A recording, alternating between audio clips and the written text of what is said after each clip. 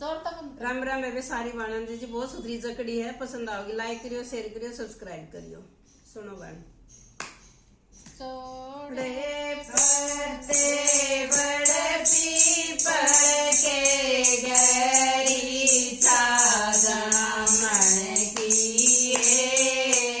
चार सखी हम चार डाल के सखी बामन की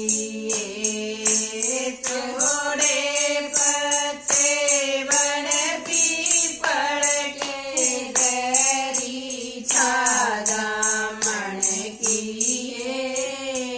चार सखी हम चार डाल के सखी बामन की